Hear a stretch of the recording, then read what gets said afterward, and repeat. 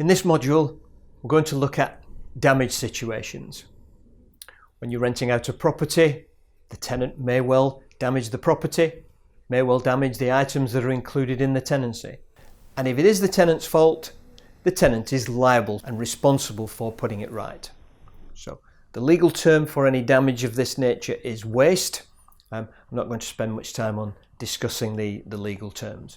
But if this damage or waste has caused the landlord any disadvantage financially or otherwise, they're entitled to be put into the position they were beforehand. So they're entitled to some form of recompense compensation. So for example, if the tenant allows the property to fall into disrepair, then the tenant can be liable for that and the landlord can be entitled to some recompense. It might be that they failed to report leaks which have resulted in major problems. They may have carried out some work on the property themselves and that's created an unsafe situation. The landlord is entitled to some form of recompense.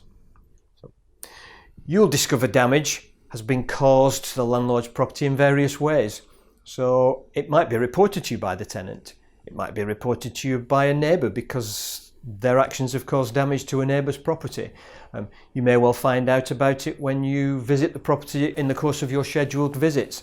An inventory clerk may discover it when they do the checkout report. In all cases, landlords must be kept fully informed of the circumstances and you should be discussing resolutions with the tenant from an early stage. So, first of all, the options are not renewing the tenancy if it's an AST, giving notice to terminate the agreement if that's possible, issuing notice under the Housing Act for possession again if that's possible. Where the damages are identified during the checkout process, there are three key documents that you'll need. You'll need a tenancy agreement, you'll need the inventory and schedule of condition that was conducted at the beginning of the tenancy, and you'll need the checkout report. All three are vitally important if the landlord is going to be able to obtain any compensation.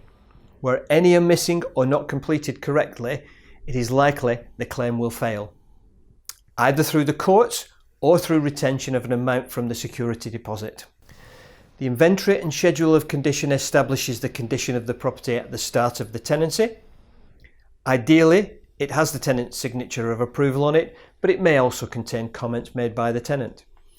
At the end, the checkout process is carried out by a member of your agency or by an independent firm. However, it must be seen as providing an impartial record of the condition of the property at the point the tenancy ended. The inventory, schedule and checkout documents are likely to be the main and probably the only evidence used to substantiate the landlord's claim for compensation.